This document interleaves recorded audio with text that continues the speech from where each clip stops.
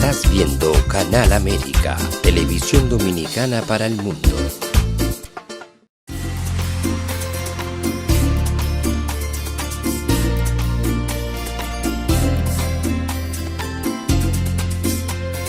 A Time for True Show is sponsored by the Office of Dr. Bernard Fialkoff, a periodontal, dental implant and laser specialist in New York City, for over 40 years. Dr. Fialkoff was honored by the International College of Dentists and Pierre Fauchard, and received the Presidential Lifetime Humanitarian Honor from the White House. Call us at 718-229-3838. Sometimes life can be so damn hard. You don't know where to go. Everything keeps falling apart. Yeah. You try to do your best, but only God knows that you've given everything you've got, but the world takes you down. You just keep moving on. Let your fears. Welcome to our Time for Truth show. I'm your host, Dr. Bernard Fialkoff, and it's a pleasure to have you back with us again today. And you know, when we look at what's going on in the world, we look at the maladies, we look at the crises, we look at the epidemics, but we're looking at the consequences. The consequences. The things that occur because of. And what we want to look at is a word that sometimes is difficult to attain: happiness. Happiness. What is happiness? You know, how do you obtain happiness? Because if you take a look at the drug scourge, what causes someone to begin taking drugs? Are they happy? Or are they confused? Are they spinning? Are they anxious? Are they upset? Are they angry? Are they're not happy with their behavior? How are we addressing that? Are we addressing that? And, you know, when we look at murder, obviously that person who murdered is not a happy person, is an angry person, a confused person.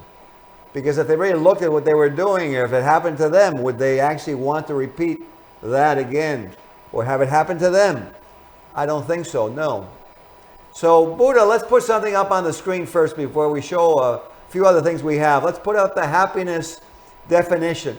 Because we want to take a look, if we're going to talk about happiness, so how do you obtain happiness? Is it like something you go to Staples and you go, you know, onto a certain aisle and they have happiness on sale? Or you go on the internet and you're going to buy your happiness, or you're going to go to a certain city on vacation?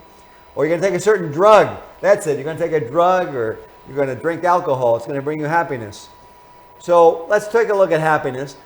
And the interesting thing, happiness is not an emotion, because you can be happy in all kinds of different emotions. When you think about sports, in sports, you're going to have happiness, but you have all different kinds of emotions going on, different than the happiness obtained in a ballet, different than the happiness obtained in maybe a concert.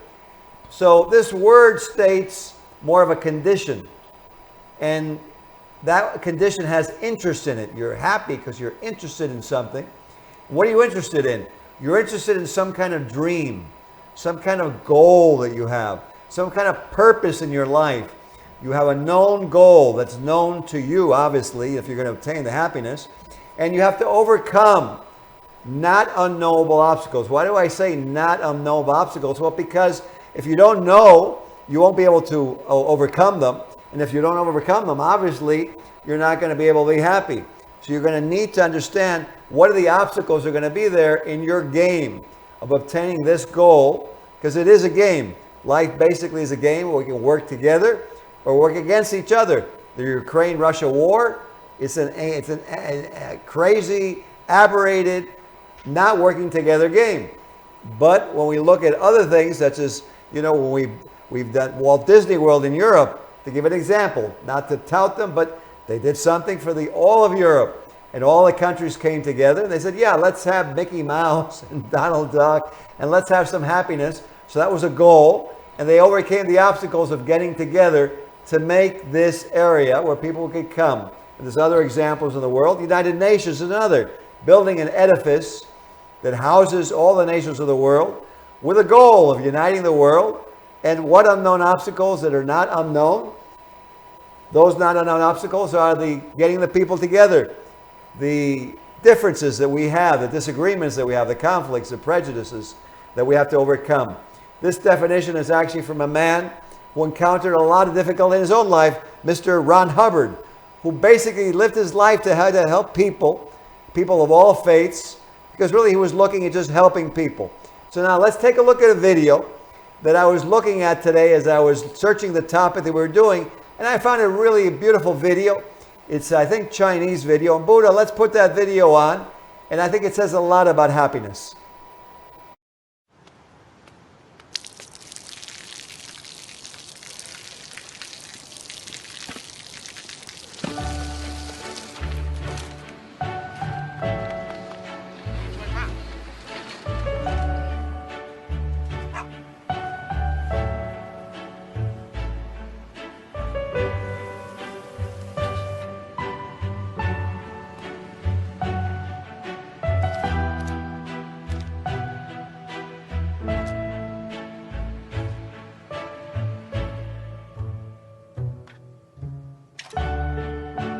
เขาจะได้อะไรถ้าเขาทำแบบนี้ทุกวัน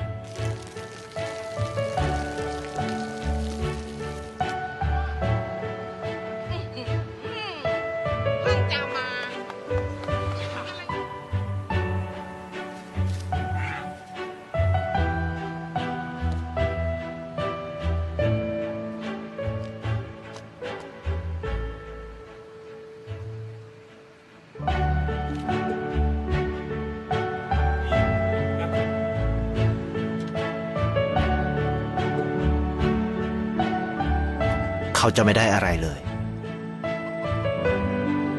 ไม่ได้รวยขึ้นไม่ได้ออกทีวีไม่มีใครรู้จักไม่ได้มีชื่อเสียงที่มากขึ้น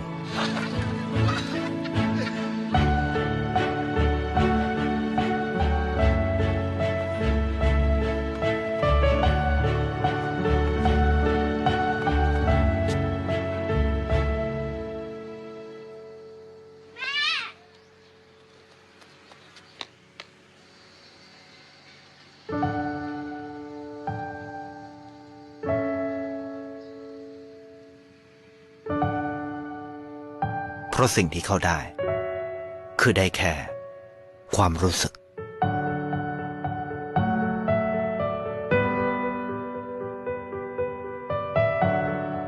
ได้เห็นความสุข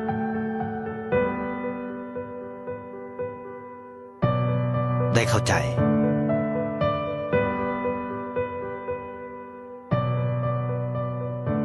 ได้ความรักได้ในสิ่งที่เงินซื้อไม่ได้ได้โลกที่สวยงามกว่าเดิม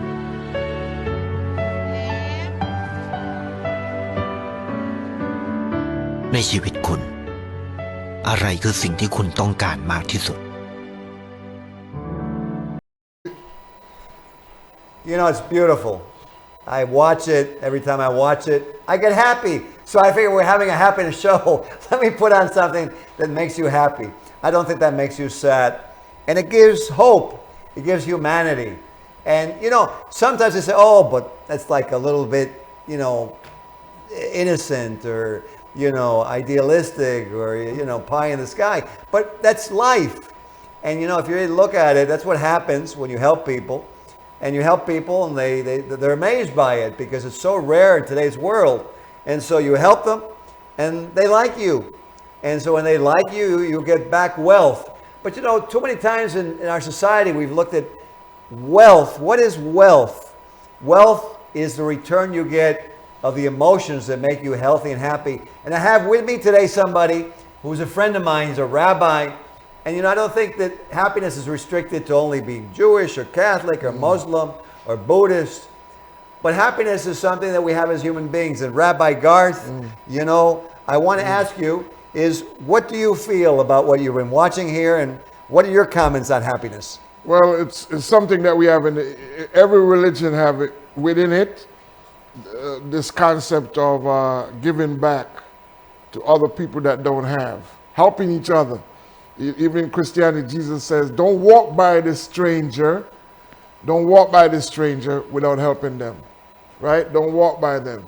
So that's the thing. So that video reminds me of this young man helping somebody that needed help, right? Even the dog he was helping, right? Because in the Torah... Isn't that amazing how the dog came right after him? Right, well, in the Torah, yes, it tells us that. It tells that treat your animals the way like you would treat somebody else. And God says, what? I will bless you with wisdom, knowledge, understanding, and with abundance, with happiness. That's written within the Torah, the 5 books of Moses. So, and that's in Islam, because Islam have a charity situation. It's in Buddha. That's why you see that Chinese thing, because that's what they believe. So the problem is that in order for you to have happiness, you have to have spirituality, right? It don't have to be any religion. Spirituality is just doing good deeds. Anywhere. Right. So when you do a good deed, whatever God you call on, he says, I will bless you. So he bless you with happiness. He bless you with good health. Right? So many of us today, if you walk out in the street and you see somebody homeless sitting in the street, you walk and you laugh at them and you walk by. You ain't going to get a blessing and you won't get happiness. That's right. But the happiness will come if you look at that person and say, you want something to eat? Let me get you a sandwich. Right? Or you want a few dollars? Let me give you a few dollars, no matter what he or she wants to do with it, but you offer it to them. Then when you walk away, you know that you're going to have happiness and God's going to bless you, irrespective of who you are. See, but we as a society don't practice that. We as a society walk by somebody and laugh at them because they're homeless, right? We start cursing at them, get away. I've seen it in front of me. I seen when I was on a bus and I was helping this old man came on the bus, and I'm hungry. I ain't got no money. He was crying. So I sat there and I said, sit down, young man. And I took out $5 and I gave it to him. And the people on the bus was cursing at me for helping them, helping the young man, helping the old man. Amazing. And what the old man said when he finished and I gave it to him, he says, God bless you, son.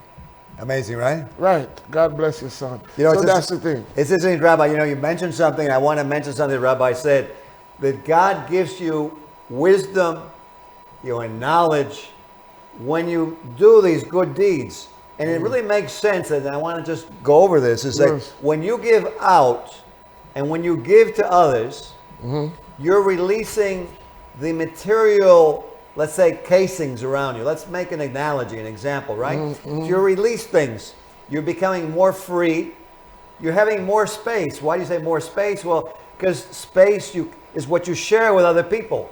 We share space with them. We feel them.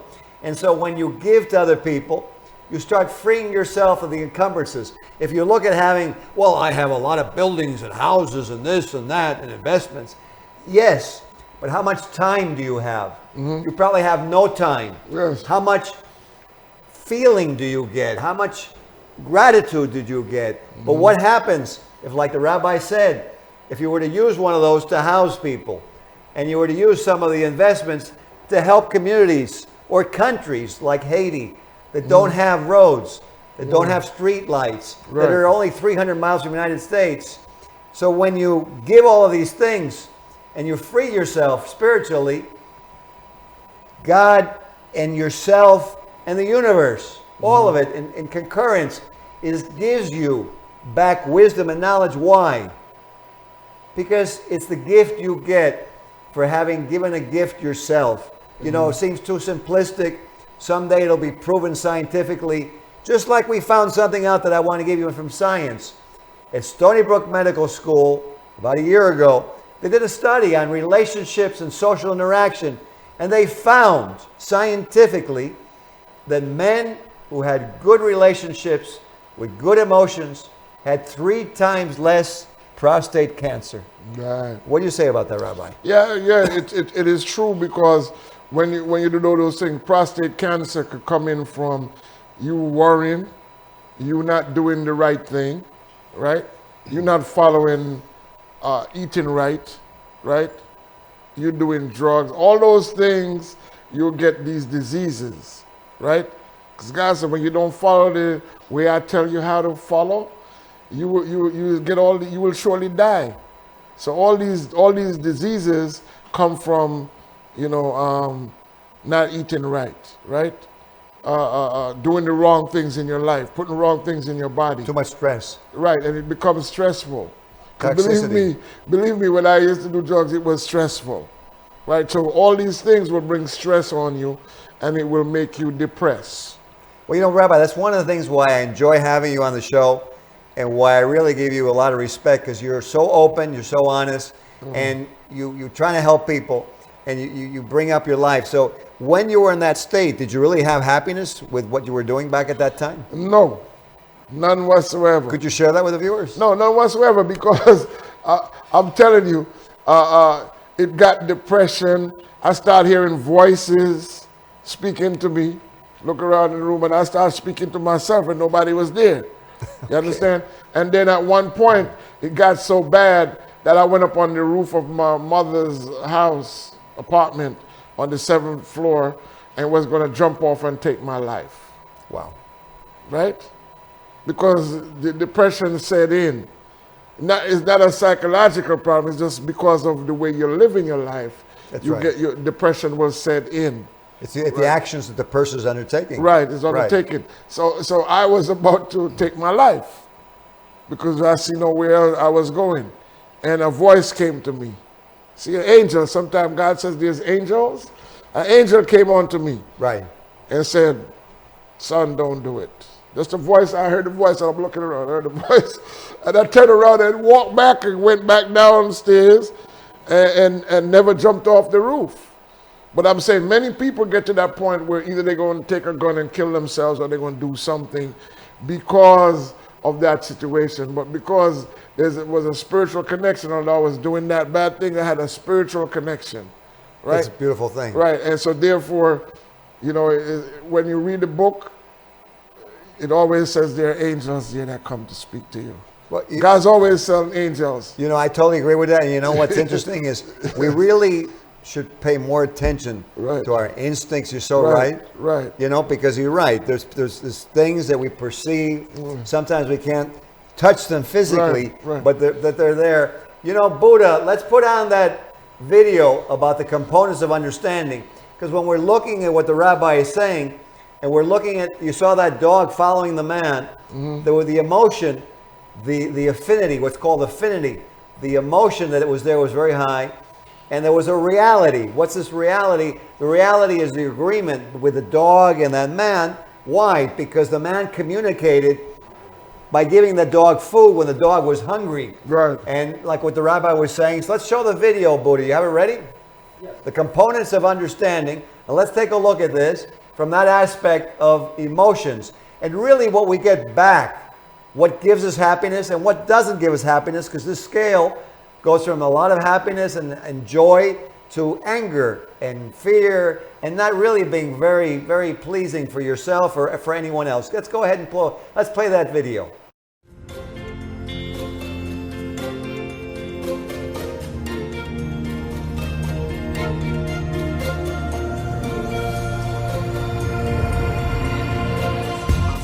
We all strive to understand each other. No, it's not right. No.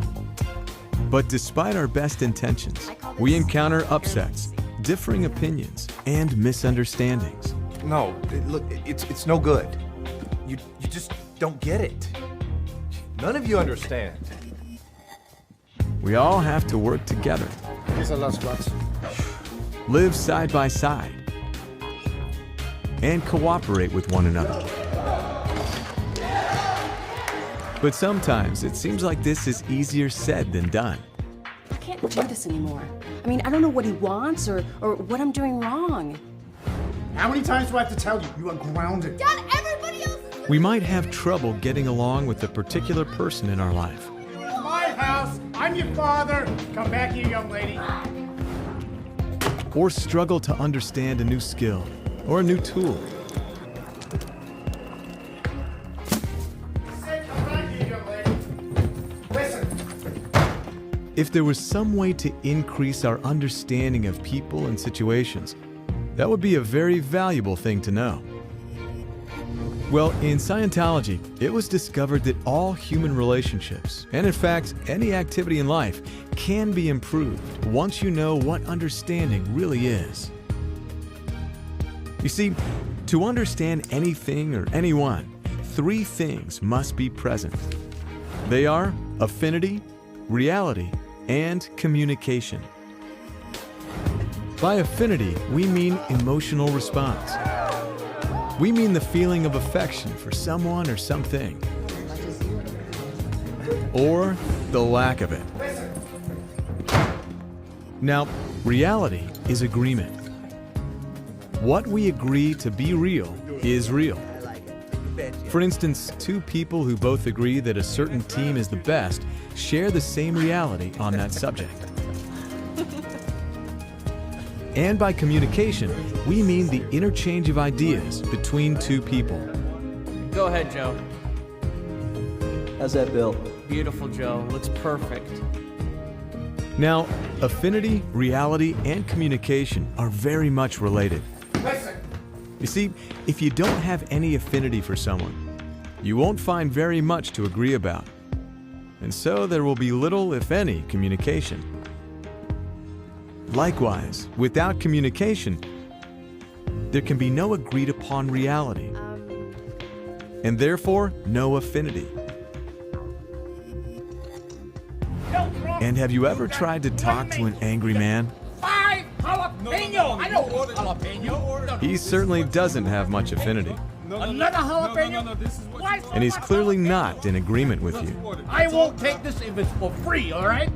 And an angry man may be shouting words, but he's definitely not in communication with you. 1 jalapeno, maybe 2 jalapeno, but not 5 jalapenos. Affinity, reality, and communication are so interdependent, one upon the other, that you can think of them as a triangle. To have any 2 corners, you have to have the third. In Scientology, this is referred to as the ARC triangle. All 3 factors must be present in any kind of relationship for understanding to occur. So there you have something that I actually utilize very successfully in many of the endeavors that I have. And, you know, the rabbi sitting next to me, and he's going to share some of what he's seen in his, you know, his life and as a rabbi, as a journalist. Go ahead, Rabbi. Well, first of all, they showed the sports. One of the things is that they try to de-emphasize sports now, but in sports is a team. There's no I in team, right? So you have to work together in order for you to win, in order for you to solve where you want to go. So that tape reminds me of that in the sense that the sports analogy applies to everyday life. That's right. Right? So in Queens, we do have a conflict resolution development where we train people to do conflict resolution. So in a situation, there are elements like, for example, I loan my relative some money to get a car, right? And then the person come with an excuse, well, I can't pay you back, blah, blah, blah, right? Yes. So in order for you to resolve that, you could end up fighting and carrying on. You have to have conflict resolution. So how do you have conflict resolution? You sit down calmly and you try to resolve it personally instead of taking another position. Well, I'm not going to pay you back, right?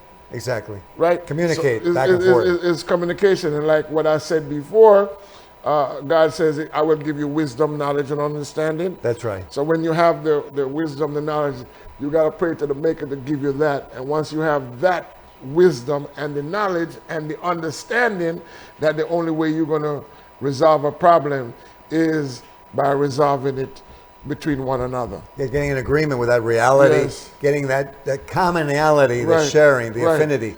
Like you said, like the sports, having the teamwork together. Right. And quite often we don't resolve, like the two gentlemen were arguing there. Yes. A lot of people die from that. That's right. Because you're not going to resolve it and somebody get mad and says, hey, take out a gun and shoot you. They escalate. For no reason. So you got to de-escalate the situation. That's a very good point you make, because now, and the other problem we have in today's society, we have people, we're not happy already. Right. So what ends up happening is a lot of them are on drugs to begin with. Right. So now you have someone unhappy on drugs. Right. They think they're in a video game, but they're in real life, but they lose control. Yeah. And you know, they're talking about that. You know, yes. I have a lot of young people that are around my house, stuff like that, I try to help. And guess what happened? There's a big video game now. Guess what the video game is? It's probably shooting somebody else, right? Oh yeah, they go there and then somebody have a car, the video game will show the driver and they knock the person out of the car, take them out and drive the car off and they go in there, rob these people. This is a video game. That's a new video. Right, this is a video game that our young people are into, that creates a situation. It's good to be a criminal. Unbelievable. It's good to do drugs. These are actually crazy reality. Yes. Right. So if you don't face those realities now and try to get people to get out of that frame of mind, right? And we need to talk about stopping all these games that they have for our young people, that teaching them something like that. Immorality. Right. It's insane, because, you know, here's this morality that was developed for thousands of years in man, right? And then it's thrown out the window. And when I saw these kids playing this game, I said, what kind of, you know what I mean? They're glorifying killing people. Yeah. You know what I mean? The guy would drive the car and boom, and the police come and shoot at them and they shoot back at the police and kill the police.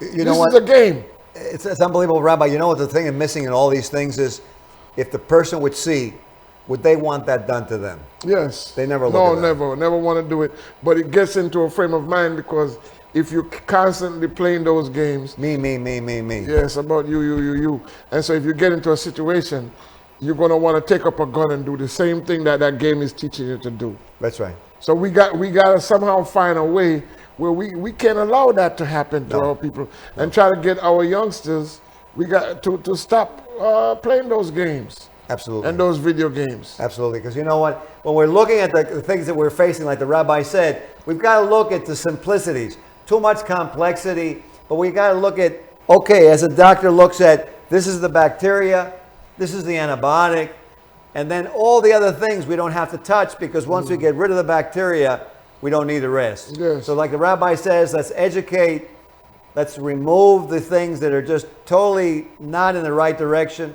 Let's move forward. Let's get happiness by actually reaching positive goals, not negative goals. Let's overcome obstacles that need to be overcome. Let's work together. Rabbi, thank you for being on the show again. Thanks. And for all of you watching, we'll see you again on the next episode of A Time for Truth show. Have a very good night. This show was sponsored by A Time for Truth Foundation Incorporated as a community service. Sometimes life can be so damn hard. You don't know where to go.